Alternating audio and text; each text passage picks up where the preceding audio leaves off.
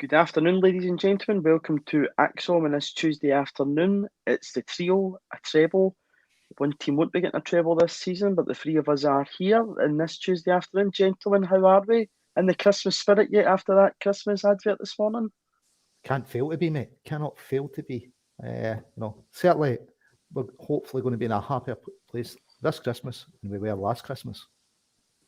Hopefully, fingers crossed. Patrick, you're back after your wee break off. Happy to be back and happy with that Christmas advert this morning? I am. They knocked out the park again. It's always brilliant. It was a bit of a dampener last year because the football wasn't too good, but football's enjoyable again this season, so good to enjoy the Christmas advert. Yeah, I think there was a lot of people were saying because they had put Neil Lennon in the Christmas advert last year, there was absolutely no chance we'd let him go for the month of December due to his starring role in that Christmas advert. But there was a few nice touches in that Christmas advert. I thought the photograph of Ange's dad appearing at the very start of the advert. The family, I think it's the Kilgallen family. I think I'm pronouncing that correctly. The wee girl had a Japanese headband on at one of the games, and it's herself and her brother meeting Kyogo Ayete and Juranovic outside the shop. So a few nice touches. But Lawrence, self-awareness from Celtic in it. We get the laugh about Gavin Strachan's laptop, which there seems to be silence about that laptop ever since we started winning games. And we also continued the patter about Tony Ralston being a brickie, since it looks like Big Julian's getting a truck for his Christmas. So, that was one of the areas the short-lived CEO revitalised with social media. And, they're approaching Kelvin levels of production, aren't they? So, yeah, you can certainly say that's been revitalised. It's better than last year's advert. But, yeah, definitely good laugh. And, I think we're all shed a tear at the end, didn't we, with the Bertie message. Yeah, I thought it was a really nice touch. And obviously Eddie Reader over it with Auld Lang Syne playing throughout. And obviously tribute at the end, Lawrence, as you say, and the letters that they've got above the main stand at Celtic Park just now in tribute to one of Celtic's greatest sons. Few comments coming in. Hello, wherever you are. One of these is from Boston. Good afternoon. Kevin Graham's come in to say good afternoon. Patrick, you've not been on in a couple of weeks, and obviously you've not had your. I think everybody in ACSOM's had their own wee story to say about Bertie Auld. So, obviously at the weekend, which we're going to come to, there was two absolutely cracking tributes to Bertie. But yourself, Bertie Auld, for you, probably all been covered. But anything to say in the wee man that's probably not been said? Probably not, no. I mean, I was lucky to meet him 2 or 3 times, and just what a cracking storyteller he is, because you could just go up to him, you'd never met him in your life, and he'd just tell you all these stories about Celtic, act as if he knew you for years and years. And people said it when the news first broke that we'll never get a guy like that again. A European Cup winner, a guy that loved the club, and someone who can tell stories like that for 50 years after he won the cup. It's just amazing. So rest in peace. And you're right, the two tributes were cracking at the weekend at the semi-finals. Yeah, to the commenters that are asking if we look happy and we look settled, yes, I think we all are quite happy and settled. And Ange Postecoglou certainly looks happy and settled in his Christmas jumper. Starring role for the big man, Patrick. But again, as I was saying to Lawrence, there's some good self-awareness. It's good when we can laugh at ourselves. And in cases like this, we're playing good football. So the feel-good factor seems to be around Celtic Park just now, and the mood's quite high. 100%. And the Gavin Strachan laptop was absolutely hilarious. It's funny because you now know that people in Celtic are watching you on Twitter. They know what the patter is. They know about Ralston being a brickie and Gavin Strachan's laptop. You're right, there is no more patter about that now that we're winning games. I don't think the laptop was ever the problem. I think it was the manager. But no, it's quite funny, and the self-awareness is good. At least the social media team and the Christmas advert production team are self-aware. Yeah, it's a pity some other folk at the club weren't as self-aware as they are. Lawrence, as well as that, you're smiling just now. John Kennedy smiles in the advert. It's shock horror. I've got the laptop, been able to do a seating plan, and we've got John Kennedy smiling. What else would you want? Well, Joe Hart's getting a bottle of shampoo. I don't know which brand from Kyogo. It's just cracking advert, isn't it? Listen, no wonder John Kennedy's smiling. tightest defence in Scotland. You know, he taken a, you know, I think he originally joined as a defensive coach, and he taken an absolute hammering last year, didn't he? So if he was taking a hammering last year for being a defensive coach whose defence wasn't performing, he's surely got to take some of the plaudits this year, hasn't he? Yeah, we do have the best record for the team that you know, was supposed to be all at sea at the back. And Patrick, I think everybody, all three of us were probably hoping that there was going to be some major hint about Jota and signing permanently for the club. We do see him having his starring role at the end as George Michael when he gives us a tune to Greg Taylor, who, by the way, I don't think suits the double denim at all. I mean, you know, he gets a bad enough time now, and to stick him in double denim, I don't think was doing him any favours. Well, is he fit if he can play the guitar? He must be near fit if he can play guitar, mate. No, this you know, this could be a thing to consider. Could be a thing to consider, Lawrence. But Patrick, Jota, have faith. If you get faith that, you know, maybe that letter that he got off Ange, you might be opening Christmas Day and it might have a contract inside it. I don't know about Christmas Day, but I'm hoping come the summer it will do. I can't, as much as I really, really want us to, and as much as it makes the most sense, I can't really see us signing him in January. I don't think we're that eager to part with that amount of money. £6.4 million. No, I think it's a no-brainer. As long as he continues this form, he'll end up with over 20 goals, over 15 assists. And how can Celtic turn a player like that down? Because when you're spending 7 million in Julian, 9 million in Edward, and 5 million in people like Ayeti and Barkas, to turn down a top quality player for 6.5, it just doesn't make any sense. So him and Carter Vickers, to be fair, I'm not sure. I think we can get Carter Vickers for 1 or 2 million, which is another no-brainer as long as he continues his form. So I'd make them the first 2 signings on, the 1st of June or whenever the window opens, the 1st of July next year. Yeah, they're both, very important players to Ange's system at this point in time, as you say. And, Jota's work up front is obviously something that we all notice. But, Carter Vickers has been absolutely pivotal at the back for Celtic, and getting him in so late in the window, you really wonder where it would be had we not get that deal over the line so late on. Jamie Young's came in to see the new Celtic video was class. Probably just to wrap up the video, well done to Kerry and all the team that made the video. I thought it was an absolute cracker. They seem to get better each year, so well done to her and all the team. But as I was saying to both of you there, that the feel-good factor is around Celtic at this moment in time. We're obviously in a cup final now. But yesterday at 5 o'clock, the Open Goal lads dropped the interview I think we all wanted to see between Cy Ferry, Paul Slane and Ange Postecoglou. Both of you were sent away on a mission yesterday before in our prep for the show to go and watch it. So we're going to have a wee chat through it. And the tagline that we've got here is directly from that. He said that I'm here to bring trophies to this football club. So we'll kick off it. Patrick, just in general, what did you think of the whole chat and the whole sit down? Yeah, it was brilliant. I mean, the press conferences are good, but you can tell it's a much more relaxed atmosphere. I think Cy Ferry's a Celtic fan. 2 guys that certainly came through at Celtic. As well. Aye. But a much more relaxed chat. It's a conversation with 2 people as opposed to 1 question from about 10, 15 journalists. So the conversation flowed a lot better, and you could sort of go into more depth about his dad and his life in Australia and his previous clubs and his managerial career. So it was brilliant, and it's just what everyone says, isn't it? You could listen to him for hours. The big man's just amazing, and I think he does get the club. I think he's possibly the perfect fit, because it's attacking football, we're winning games, and he understands that it's what the supporters want to see, and the supporters are right behind him. So it was just a brilliant chat, and hopefully he wins Manager of the Month for November and we can get another one.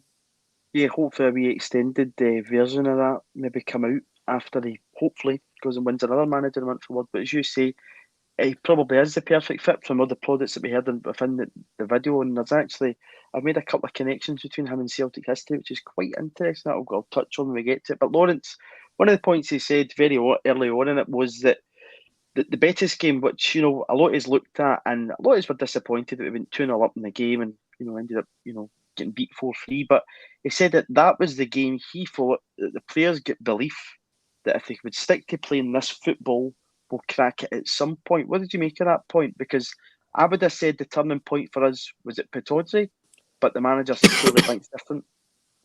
Listen, he's going to know the players better than us, and think if you told any of the players you're going to go 2-0 away from home against Betis, they'd have been like, not a chance. So I can see where he's coming from there.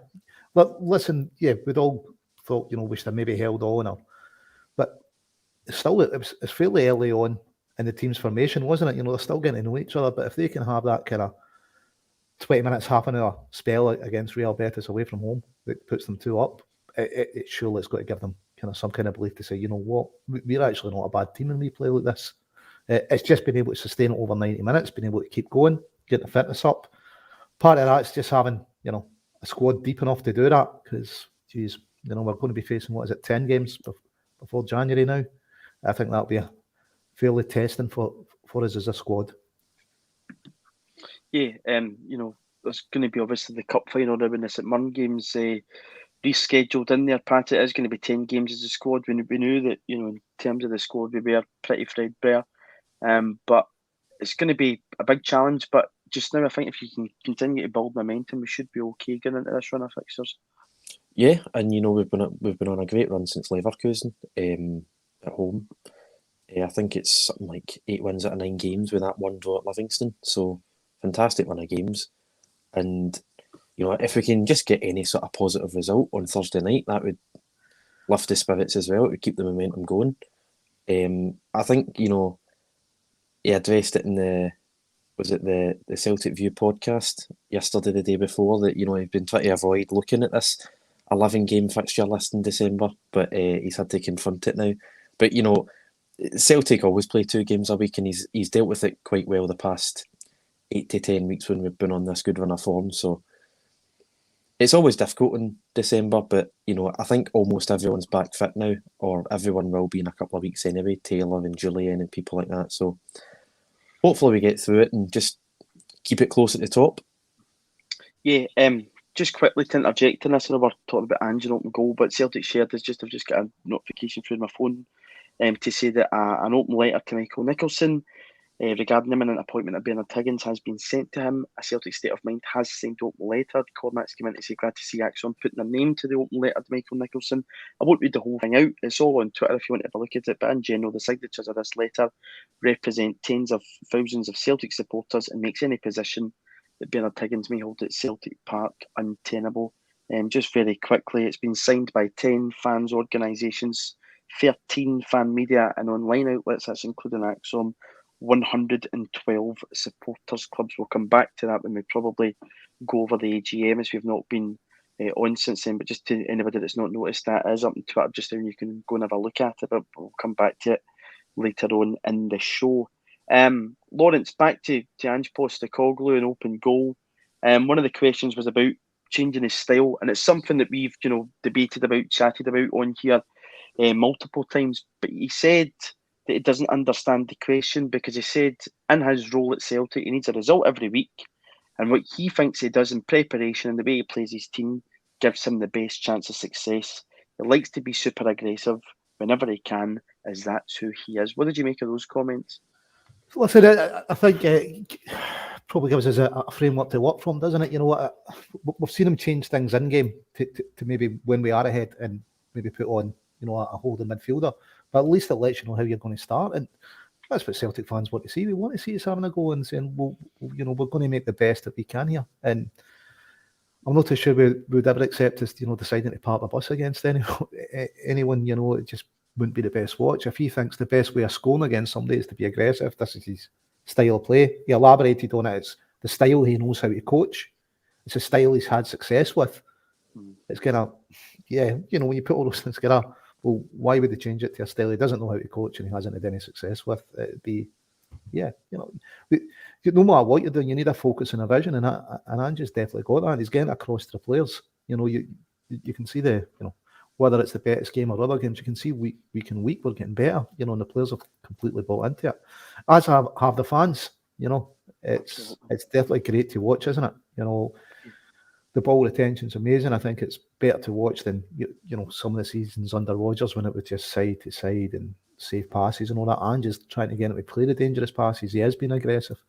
So it's great to the boys were able to get kind of answers to go more in depth with things, as Patrick's touched on, as opposed to getting one question and not being able to get anyone to expand on it or get your follow up or get kind of deeper thought on it.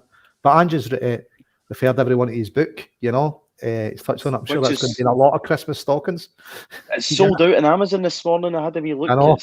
It's hen's teeth to get it. So if you do wake up with one of them in Christmas morning, you're a lucky boy or girl. And the Celtic shop might be missing a trick not having that in stock. Well, yeah, I think they need to be getting a print one done ASAP, don't they? Go on to his publishers and say, we need this printed up. But listen, maybe by the end of the season, there's an extraordinary chapter in it. Let's hope so. Well, we really... It's a second edition. Yeah, hopefully an updated edition does come with an updated chapter. I don't think it'll be as big a living as the other manager Brendan Rodgers' book was, which I don't think sales has did too well since February 2019. But it's still kicking about the Celtic shop. I got that for my Christmas in 2018, and I picked it up in the end of January. So I'm only like a chapter and a half in, mate. Still, I was like, you know what, that's it. That can go back in the shelf. Yeah, I don't think it's too big a read for Celtic fans' priority just now. I think we'd all rather get our hands in that Ange book. But Patrick, in talking about the players responding to his style, he talks about football players, and again, we've all played football, and he says in their core majority of footballers want to play that style of football, going forward, scoring goals, etc., etc. Defenders being aggressive. But I thought it was really interesting as well. He says late in the game, still players look at the bench, asking us, do they want them to play out from the back? And he says it's just human nature. There was a few times on Saturday, I think all of us had a bit kind of, we were worried towards the end, especially one between Beaton and Joe Hart. But he's implementing this system. There's belief in the system, and they are executing it, and it will only continue to grow the many games that it gets played. Yeah, 100%. And there was one, I think, about 15 minutes in, Michael O'Halloran closed down Joe Hart in the first half. And it goes wide, but it could easily go in if he hits it a different way, if it comes off at a different angle. So these are the risks that you take. And I think, we conceded a goal to AZ Alkmaar doing that. I'm not sure you could even count that as playing out from the back. But it was a mix-up between the defender and the goalkeeper. But, we're going to score some pretty good goals from playing out from the back, some pretty good to watch goals. You see Man City play like that. You see all the best teams in the world play like that. So I think it's just the way football's going. And, as time goes on, more players are going to become accustomed to playing like this. And I think that's the problem with Starfelt, actually, at the start of the season. I think if we weren't playing out from the back, if it was more sort of lump it forward and just get the ball beyond the defenders as quickly as possible, Starfelt might actually have looked slightly better at the beginning of the season, but he's getting used to passing out from the back, so he's coming onto a game. But, Ange knows what he's doing. He's had success everywhere he's went as time goes on, so I'm all for it. Yeah, and as you touched on there, Patrick, signing players like Carl Starfelt, we will probably sign other players that will be maybe a bit better suited to this system. As you say, some of the guys that there, your David Turnbull and Callum McGregor, they will have had to have adapted to it because what we were playing last season compared to now is completely different. Shape's completely different, and the way we play football is completely different. But Lawrence, another point he makes on this is, he says, if you go to a library, there's many sections in the library. Today he went to one section, and that was playing aggressive, attacking football. Bertie, a man who always used to sing the Celtic song, and that is, that word that we always come up with, the Celtic way, that is the Celtic way of playing football, isn't it? That aggressive attacking style of football. Yeah, without doubt, Bertie was maybe too aggressive, get your retaliation in first, but I don't know, but listen, it's great for us to watch, and listen, playing out from the back, it's something we'll get look better at, we're going to make mistakes as we get used to the system, but they'll get fewer and fewer mistakes the more confident we get at it, the more we used to go playing at it. So I think the team's improving week in week. What our last 8 games, Patrick's touched on, we've just had, from the must win at Aberdeen, taking on and probably dropping points in our easiest game, against Livingston. You'd have bitten anyone's hand off for that beforehand, and if you keep that performance up for the rest of the season, you're going to end up with at least 2 trophies, I think. So yeah, Ange definitely suits us, and I think he touched in the interview when they asked him, you sound like you're made for the job. And he said, yeah, I thought so, but I wasn't the one interviewing me kind of thing. So, yeah, I think he's done. He's overreached anyone's expectations so far of where we've been with such a massive rebuild. We're still going to be in Europe after Christmas, Leverkusen. I think, they've got bad injuries. They haven't been on the best run of results. I can see he's going over there and taking something. We've got to be in high spirits just now. Yeah, we certainly do, and I think Celtic fans are definitely going to be allowed to go to the game, so that can only help us. It's something that we've had missing. I know Paul, Matthew, and some of the other boys get into Ferencvaros, and there was Paul as well has been at two of them so far. There was Batiste too. He had in the toilets, but hopefully no toilets or hospitality for him up in Leverkusen on Thursday. Onto the inverted fullbacks, Patrick. You say there was a fullback as a player, late going forward, but it used to annoy him when he used to have to stand in the halfway line, knowing that if a team broke, he'd be defending against 4 or 5 players. Now, this is a wee full circle thing that I came up with last night when I was listening to this. I thought it was very interesting. People might think I'm a bit mad, but Ferenc Puskas has been living in a parallel world to Celtic in terms of his influence in the club without kicking a ball.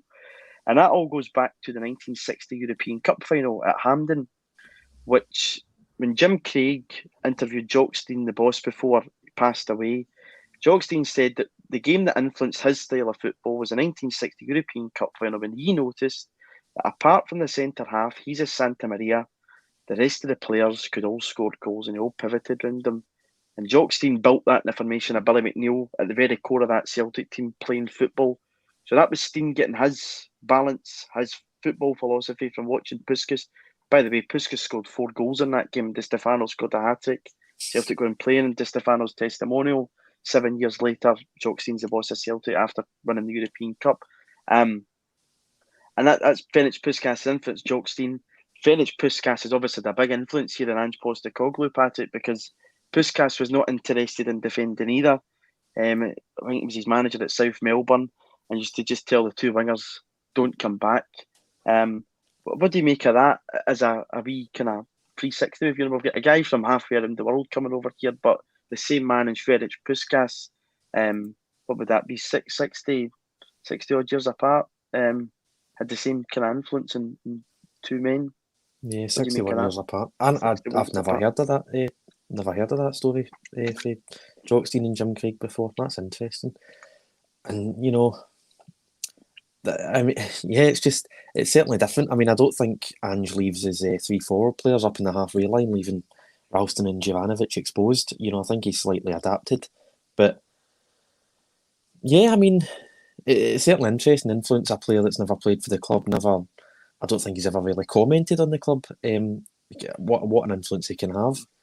And long may it continue, because I know Celtic's all about attacking football, and as much as our downfall tends to be our defensive side of things, you probably wouldn't change it for the world, because 9 games out of 10 we're attacking, we're winning, scoring goals, watching a great team. So yeah, again, just to say that Ange is the perfect fit, and I'm glad Ferenc Puskas had that effect on him. Yeah, I think we all are. And again, Lawrence, another wee parallel is when Ange was talking about his dad, he said his father detested Italian football. And again, in 1967, it's Celtic that put an end to that run of the Catenaccio football when we absolutely batter them in the European Cup final. Yeah, kind of, I suppose, the birth of modern football. Overlapping fullbacks, a wee bit different. But even if you want to go further back, I think Puskas was influenced by Jimmy Hogan and obviously Johnny Madden. Great influence in Hungarian football, obviously, both former Celts. So, yeah, it goes kind of all the way back, doesn't it? But yeah, 67 was obviously first non-Latin team to win the European Cup, and probably the invention of total football. A lot of people says it was the Dutch, but when you speak to the Dutch, they were inspired by the Celtic team. So it's I think it's a great link. It's one that may have been written in the stars. Ange touched on his interview, doesn't it? It was the perfect team for him, or the perfect club for him. Absolutely. Kevin Graham's coming in to say that parallel universes are his bags, and he's chuffed with that one that I've came up with. So there's my hot take of the day. Ferenc Puskas not kicked a ball for Celtic, influenced two Celtic managers. Hopefully Ange Postecoglou is half as successful as Jokstein, because if he is, we are in for one hell of a ride. But again, I think, Patrick, something, a lot of the time last season, we just seemed so detached from the football club and detached from the people at the club. But when you hear Ange talk about the influence that his dad had on him, and particularly, I know you're like myself, that, you go to the games with your old man and stuff, and he talks about that the only real time that he probably spent time with his dad and so his real personality come out was when he went to football games with him. And again, it's just kind of, there's a lot of parallels that you can actually draw with Ange Postecoglou and, feel so sympathetic towards him in terms of, he's just, although he's from Australia, he's from a country that's halfway around the world, there's so many things that you can actually draw so close to him. And in terms of this, when he said that, he saw his dad's emotion came out, and that was when he noticed that, this game does that to him. So I have to love this game. It's so refreshing to hear a manager, because I think we've got a real, lover of football as our manager at this point in time. 100%. And, I think he's got that bond with his dad that a lot of people would do, where you might not spend a lot of time with him during the week, but, back in the day I'm talking about, you might not spend a lot of time during the week, but there's always the football on the Saturday where you can really bond and have a good time and enjoy yourself.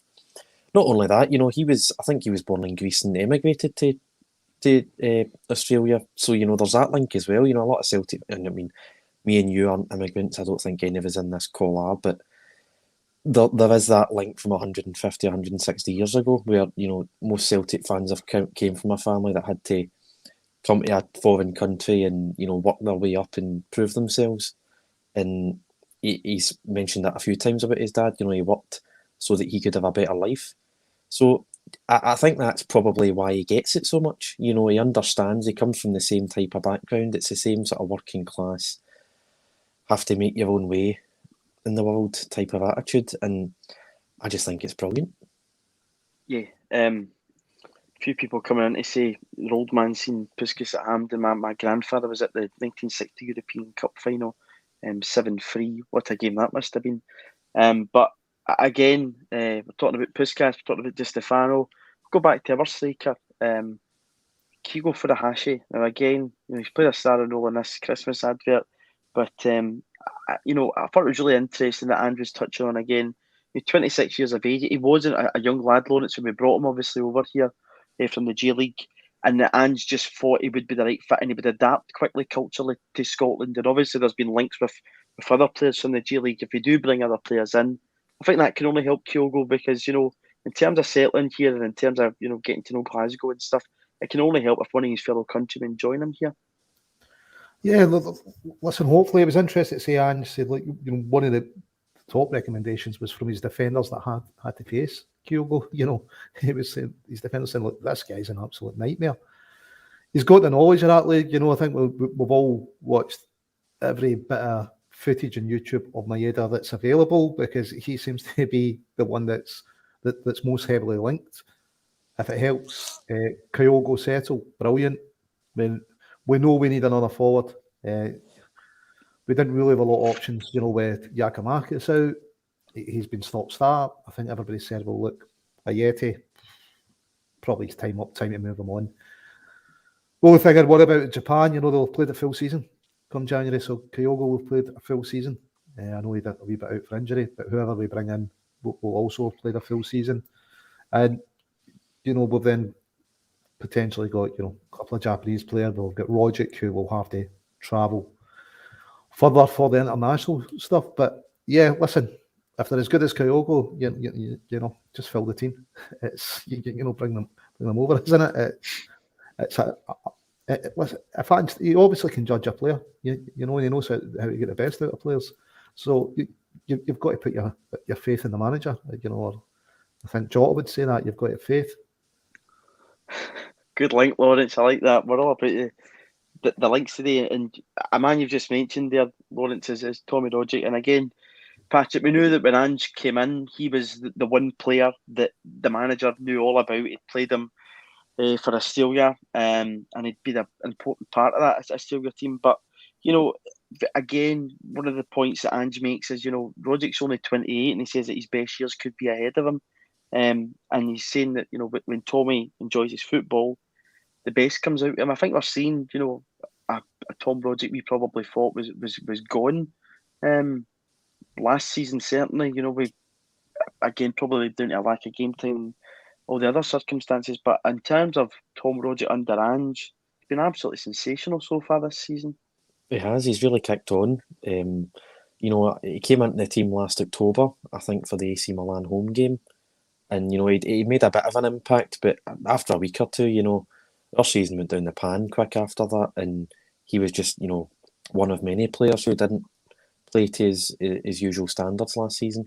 Yeah, But, and it went down the pan, depending on who you blame for it going down the pan, according to somebody last week. Aye, exactly. No, but I mean, even this season, I thought, is he trying to force something that isn't there? But no, he's absolutely kicked on, and especially since him and Turnbull, we sort of thought they couldn't play together because Christie had left, and it was those two in the midfield, and it wasn't really working in September, and we've hit form since then, and you can see how integral both of them are. They both have their off days, but he's been absolutely sensational and a massive miss since he went out of the team actually, because I think you've seen the Livingston draw, and even at times on Saturday we do struggle in the midfield a bit to create something when he's not there. I think we spoke about how Kyogo was coming deep and you couldn't make those runs in behind, and you were left with Jota making those runs, and that's probably why it looked like he had such a good game, because he was left to do all that himself.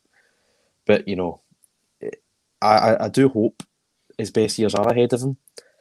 I don't think that's the case because he was absolutely phenomenal in Rodgers' second season. But as long as he continues his current form, I think we'll have a great player for the next 2 or 3 years at least. Yeah, and in terms of longevity, Lawrence, Tommy Roderick's heading for, if his best years are ahead of him, that means he's probably going to be there hitting over 30.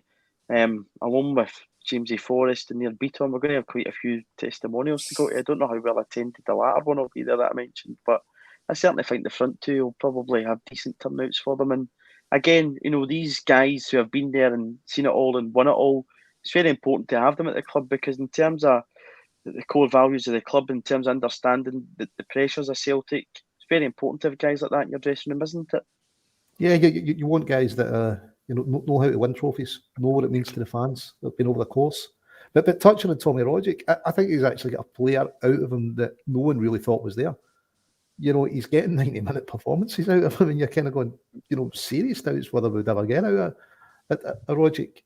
So he's revitalised a lot of players, none so more than Roderick, and actually been able to get 90 minutes of like outstanding performances out of him. Just some of the times you're watching, he could be in any team. The ball just sticks to his feet. He's slaloming past 3 or 4 challenges.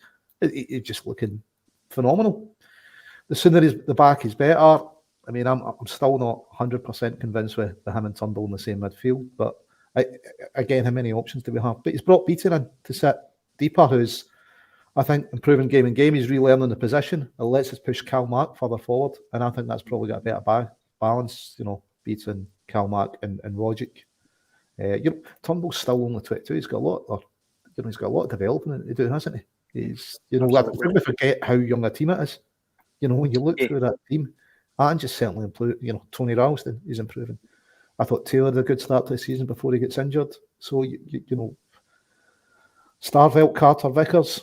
It's a young defence, isn't it? And obviously Beaton and Kalmark are probably 2 of the older stagers. Same with Roderick, but they're still got 4 or 5 years ahead of them, haven't they? And then up front we've got Abada. Probably Forrest will start now that it's back fit. You've got Kyogo and Jota. Forrest is the old man out of those 4, isn't he? Kyogo, mid-20s, and the other 2, 19 and 21 or something. It's, he's laying foundations that could be there for a while, Yeah, 100%. And, you're talking about that midfield, and it's something we've spoken a lot about, Patrick, but there is a depth and position in terms of what would be the number 6 in that midfield, and it might be in terms of the amount of games that we've got that we do need to start to rotate a wee bit in that position. Obviously, we saw McCarthy coming on for his usual 10-minute cameo at the weekend. Soro came on very late in the game and managed to lose the ball. And Beaton did okay, throughout the game, apart from a few under pressure moments with Joe Hart. So it might be about, giving that rotation, because it gives you that attacking midfielder that you've got off the bench that you wouldn't get if you did go with McGregor, Turnbull, Rogic. But as a midfield that we have, we've seen that it can be effective though for us this season. 100%, and I thought Beaton had a smashing game actually until he got moved to centre half. He's been centre half for 3 or 4 years now, and you just get sick of him. I mean, I certainly get sick of him. I mean, that sending off against Midfield, I lost the plot, in the stadium, and again, that's not even down to his position, Patrick. It's just down to complete aye, because it was an off-the-ball incident, and that's why you just think, we need to get rid of this guy. But when he's in the midfield, he seems to be his old self. He played that position under Dylan, and he played really, really well. He was getting compared to Busquets at times, but not by me. But no, I mean, you're right. He's been adequate cover since Rogic went out the team, and we all thought Soro was going to play that position as a defensive midfielder, but I just think he can be a bit of a bomb scare, especially when he comes on in games, and he's very erratic. His passing's quite erratic. I'm not his biggest fan anymore, and I think McCarthy struggled for fitness, but I thought when he came on, apart from his very first pass to Beaton, which could have resulted in a St Johnstone goal, I thought he played quite well. He helped out with the defence a lot. He cleared a lot of balls. So I think he could come into the team. We've got, we've all spoken about the tough run we've got. I think we've got another 10 games or something, 10, 11 games. So 10 in December alone, and obviously we've still got to play Bayer Leverkusen on Thursday and then Aberdeen. So 12 games in this block, and then there's the game in January. So 13 before the next 13 games, there you go then. So I think we can see all these players coming into the team. But yeah, I mean, the squad depth isn't ideal, but there is something there to hopefully get us over the line with just about maximum points, I think. Yeah, and talking about that squad depth, just to kind of bring this in from Robert, he's saying that he would sell both Bain and another Greek fella, I think you're referring to Vasilis Barkis there, and try to buy the young keeper. Oh, okay, I know who you're talking about. But Patrick, just before we came on air, you sent me an article off Twitter, and it was saying that it looks as if Celtic, I don't know if you've seen this, Lawrence, were about to hand Scott Bain a contract extension. What would be your initial thoughts on that, and would you be confident enough, if anything, touchwood, happened to Joe Hart, that Scott Bain would be able to come in and do a job for us with a settled defence?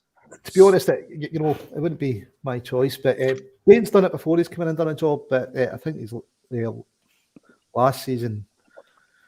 Saying that there's loads of doubts about loads of players last season, but if we're handing Bain a contract, what's the future for Connor Hazard, Ross Doohan? Is it Toby Oluwemu, England under 21? He's getting rave reviews. But where are we going? We've got kind of 3 highly rated young keepers. Connor was obviously in goal for the quadruple treble. Jeez, quadruple treble, just amazing, isn't it? It's another cup won. Some people can't, win anything at Hampden, but it's just outstanding. If Bain's get a contract, what's the plans for the 3 other, young promising keepers? I think everybody agrees kind of Barkas is, his time's come and gone. But yeah, I'd be surprised we're handing Bain a contract. But, I'm just seeing him in training every day. Maybe he's seen stuff that we're not seeing or we've forgotten, because was it under Rodgers that came in, or Lenny came in the run one under time? Rodgers. Under Rodgers, wasn't it? Yeah, if you look at that kind of, he's one of our usual commenters here saying he's happy at the team. Bain always was there at Ibrox when we 1-3-2. He did have a decent enough game in that. I wouldn't really say the 2 goals that we conceded were his fault. He came into the Celtic team on merit. If you remember, Craig Gordon's absolute howler against Salzburg at Celtic Park. And then a couple of months later, Craig Gordon was dropped and Scott Bain came in because in terms of what Brendan was trying to do with the ball, getting passed out at the back. He suited the style. Neil Lennon persisted with Scott Bain throughout the rest of that season. Obviously, Scott Bain was a goalkeeper when we won the treble, not the quadruple treble, Lawrence. And then he was dropped after the Clues game. If you remember the story right, he was meant to have hurt one of his fingers.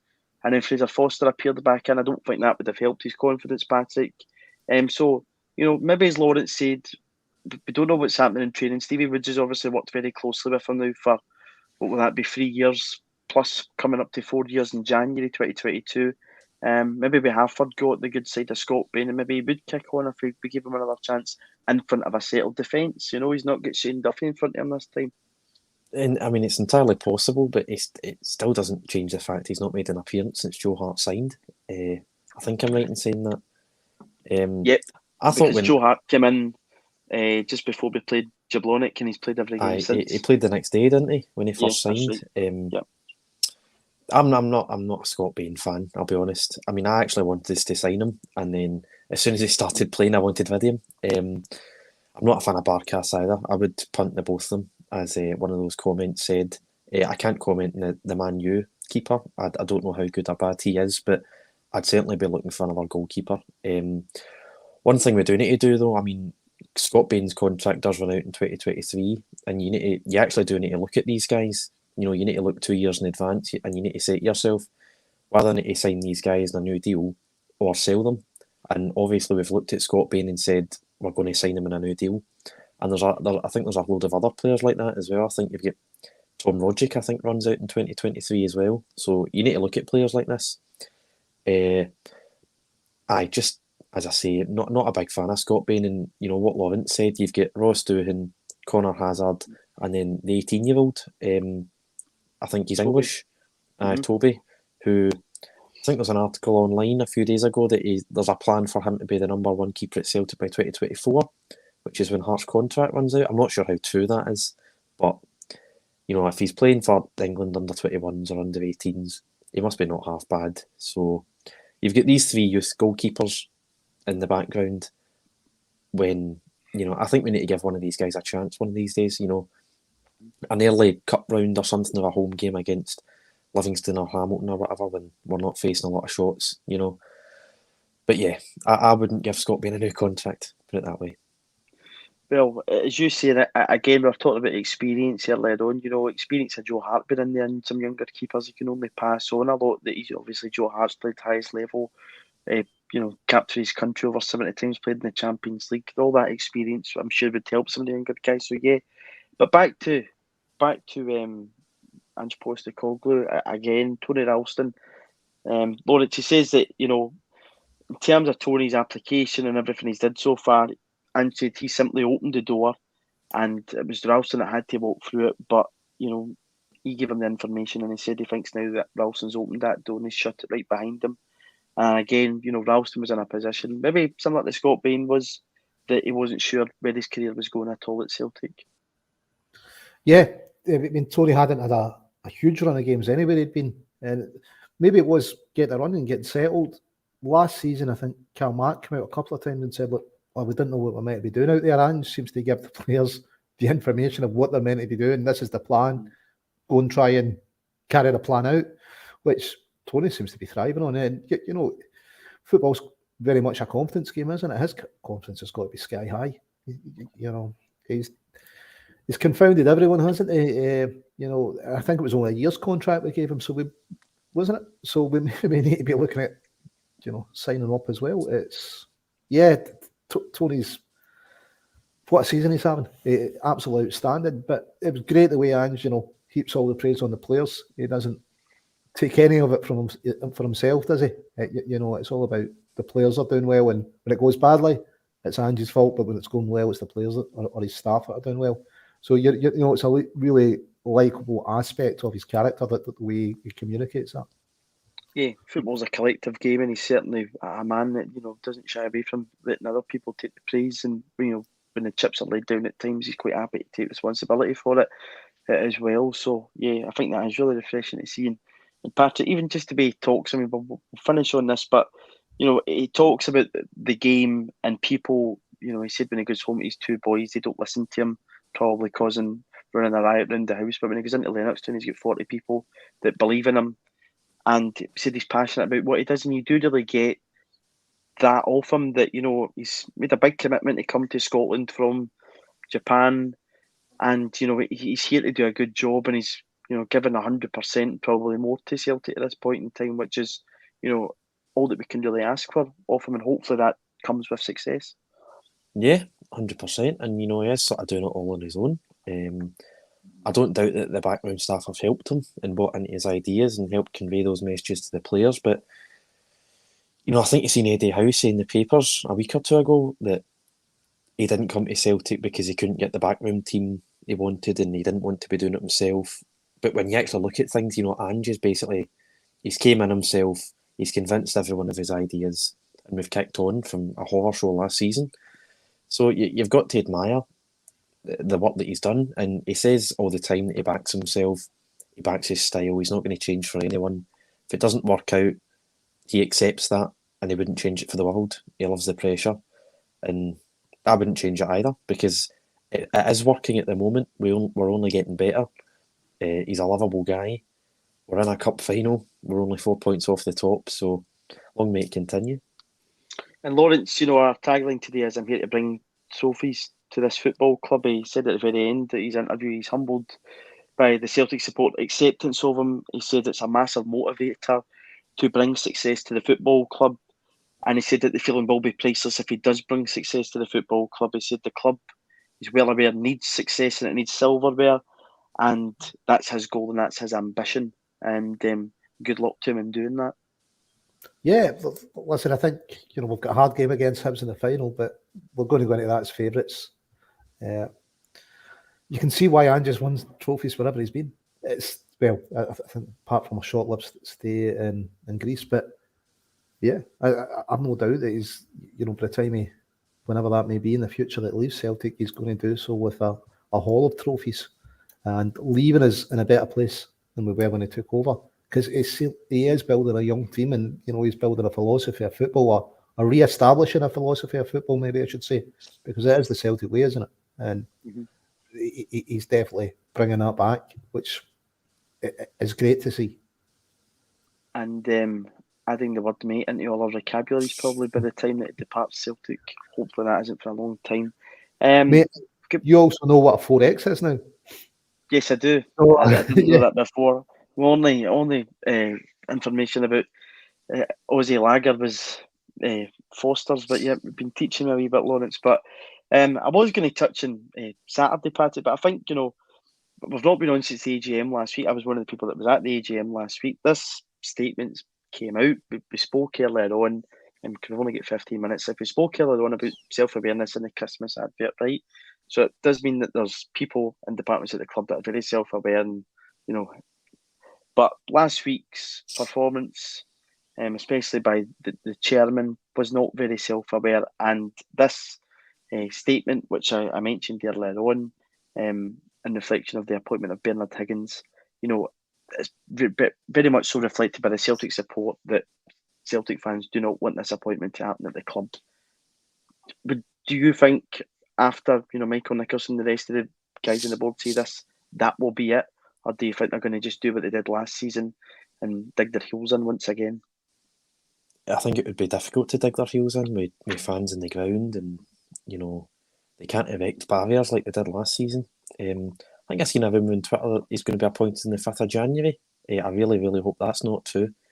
I think they're probably banking on us hitting form, winning our game in the 2nd of January, been in a good mood, and then try to hide bad news. It won't work.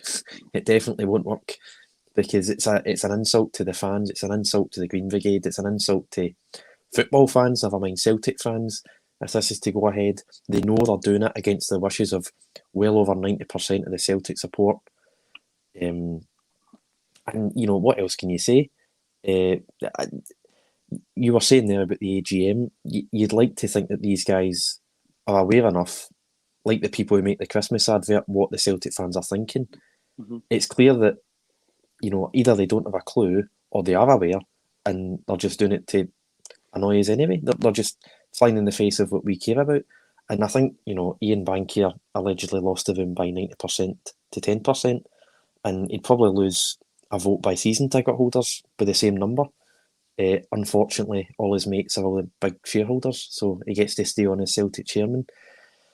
And until these guys either get with the programme or are replaced, you're going to see controversies like this all the time. We've seen a big controversy with John Reid. Is it John Reid? 10 years ago.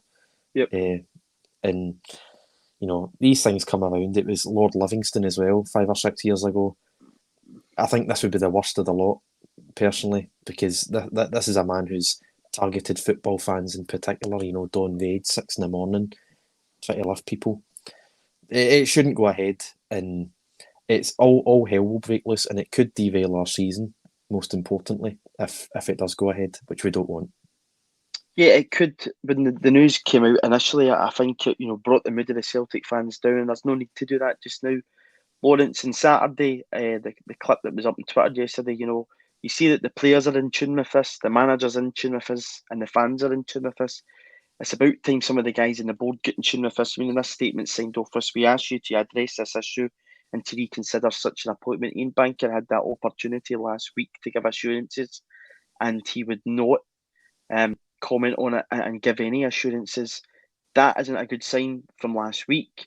Again, I don't know whether that's just, we won't be told what to do by yous, but again, we are the paying customers. The people in that room last week were the shareholders. They are the ordinary punter. It was made very clear, I think, to two men, particularly Ian Banker and Brian Wilson, but shareholders thought of both men with the reaction in the room towards both. But in terms of the self-awareness, to come away with the line, I won't receive a round of applause in this room, was absolutely baffling to come away with that. And he really does have the opportunity, and Michael Nicholson too, to just completely kill this speculation of this appointment off as soon as possible. I think we've lost your sound. Lawrence. Yep, I've lost your sound. Sorry, that there. Line about won't receive a round of applause in this room just shows the utter contempt from what she treats the fans and the people in the room. He was like, you know what, you use don't matter. Whether I get a round of applause here or not. Listen, the board and their decisions, we get they can't go on every one of the fans, and they can't be changing strategies just because the fan says this. And perhaps that was wrong with last season's transfer strategy when they held on to players for too long because it's come out. There's been some leaks saying the fans would have went mental if they'd sold them Belly and Charm and they're under the 10. There might have been a bit of discontent if they had, but if they'd reinvested the money in players, nearly as good or equally as good as them, I think we'd have got a better performance last season. But there's some decisions that are just so far wrong that they need to listen to the fans. And I think the Bernard Higgins decision would be one of them.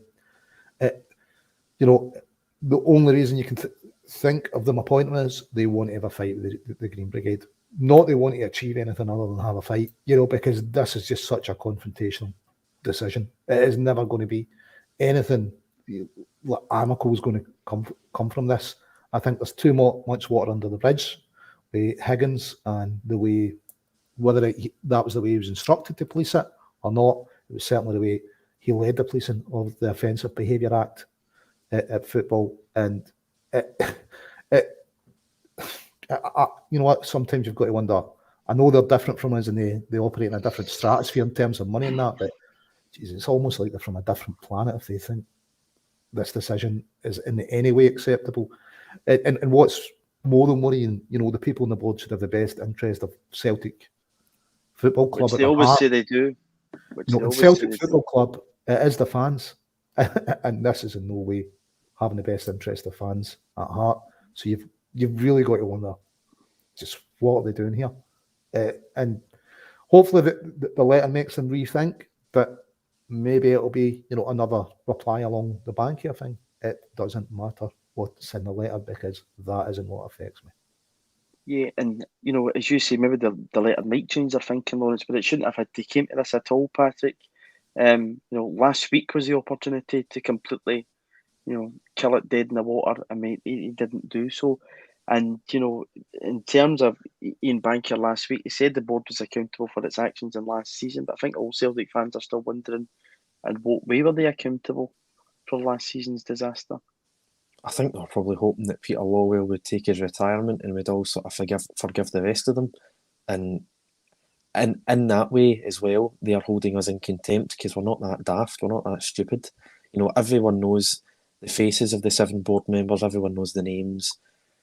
We know a lot of their backgrounds, people like Brian Wilson and Tom Allison and Dermot Desmond. We know what they're like as people, certainly as businessmen.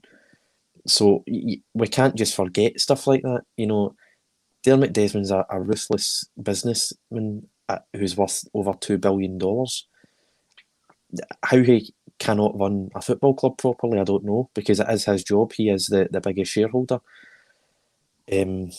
But yeah, I think if they're going to try and take on the fans, the fans put on a brilliant display, and we're kind of talking about the Green Brigade here, but the Green Brigade put on a terrific display. We all seen the video on Twitter, how much time and money was spent in that Bertwell display.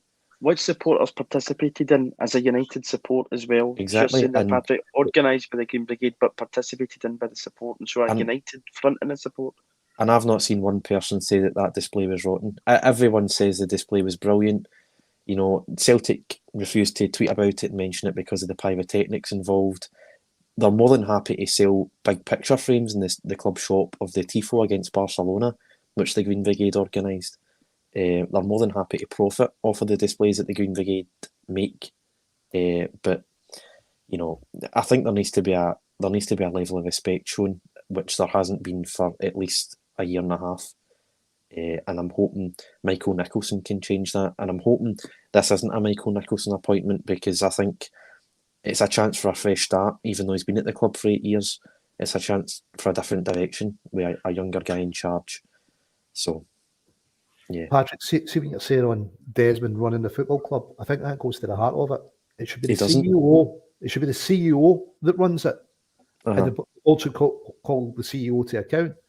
And obviously, we had a new CEO who didn't last very long. We've now got an interim one. And I think a large part of the problem is the interference from above. It is down to a minority shareholder. Yeah, he's got the most amount of shares, but he isn't a majority shareholder. That's a key word, Florence, as well. It's something that Patrick always says, it's not 50+%. It's well 34. below that. 34. So I think it's really down to how it's been run, and we do need a strong CEO. Is Michael going to be that one? Let's hope so. And if he is, listen, him taking this decision out of anyone's hands and saying, you know what, I'm not appointing him. No matter what, I'm not appointing him. Where would Celtic go? Do they sack another CEO? That would just be ridiculous. So I think it's maybe, we're looking at Michael and going, well, you know what? You're in the hot seat. What are you going to do? Yeah, and it's something that Paul's mentioned before, is this, kind of trinity between the people running the club, the fan base, and the manager and the team. At this point in time, as I said, only 2 of them are intact, the manager and the team and supporters. And the gulf between that and the people running the club is massive just now. We've got an opportunity to press the restart button here with Michael Nicholson. We want him to obviously succeed in Celtic, to do well under his watch, but this appointment would really put him off in the wrong foot with a lot of Celtic fans. And I think, Kevin Graham's going to give you a point in saying that, never fight unneeded big battles when you can win small wins that lead you to your goal, and that's it. The small battles we should be focusing on is getting the right players in and getting the right people into the football department that takes us to win that league title and qualifies us for the Champions League, and keeping our supporters happy and keeping the best interests of Celtic Football Club at heart. At this point in time, the appointment of Bernard Higgins is not putting the Celtic support's best interest at heart. I think that statement is very clear on it's an appointment that shouldn't be made. A lot of fans group, organisations, fan media have made their voices very clear today. And I think, if they don't listen to this, I don't know what they ever would listen to. But to leave us on a positive note, because we're approaching the end of the show today, thanks to everybody that commented on it. The Celtic song, obviously something that's absolutely synonymous with Bertie Auld, is 60 this year. It came up in my Facebook memories the other day that it was from 10 years ago. The first team were singing it for the 50th anniversary, but it's 60 this year. So happy birthday to the Celtic song. It's 60. It's a song I know a lot of people have very happy memories with. Sure, it's a grand old team to play for. It certainly is. It's a grand old team to watch at this point in time, and we're all enjoying watching it. But, And the final point that I think we've all said here, and Patrick, just to let you add in on this, just what I said there, that there's no need to have these battles off the park that don't need to happen, that completely divide the support. It's time to, be in a united front where other clubs might be feeling a bit of division in amongst them just now, and it's time to go forward. And that starts with just completely killing this appointment in the mud. Yeah, 100%. I mean, the importance of winning the league this season can't be stressed highly enough. You need to be laser focused, because it gives us an extra 3 weeks of pre-season next season, straight into the Champions League, £30 million. We get the title back, and there's that comment about all the fines that we've accumulated in Europe add up to the total of a player. Well, it's only a tenth of a Yeti, and a Yeti's been a total failure. So I think there needs to be a bit of introspection on who's actually wasting the money, and if we can focus on how we best utilise the money for on the park, I think off the field there won't be any issues. But listen, see on the fines, and it's mostly for pyrotechnics and some banners. Do they really think Higgins is going to get the Green Brigade to stop?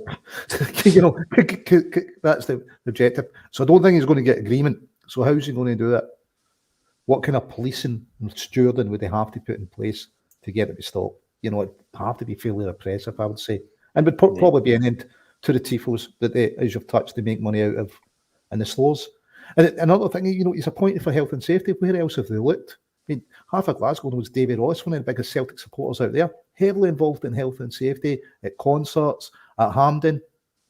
Has anyone spoke to him? What was the recruitment process here? Was it just, here's an ex-policeman that the Green Brigade don't like, let's get him on board? It is mind-boggling that they went through a recruitment process and he was the best candidate. Yeah, well, again, we'll see what happens. Hopefully this will take a step in that this appointment doesn't happen. But if you've not watched the open goal interview with Ange, it's certainly worth watching the sit down. If you've not watched the advert, get it watched. Congratulations to Mikael Lustig. It's 10 years since he actually signed for Celtic. That makes me feel really old, because I was only an 11-year-old wee guy when that happened. Now approaching the end of uni. To anybody that's watching the show that's heading off to Germany, hope you enjoy the trip. Hopefully we get a result over there. Enjoy yourself. And ACSOM will be back tomorrow with the bulletin, and then obviously all the other shows in between. But to everybody watching, comment on a Celtic state of mind, thank you. And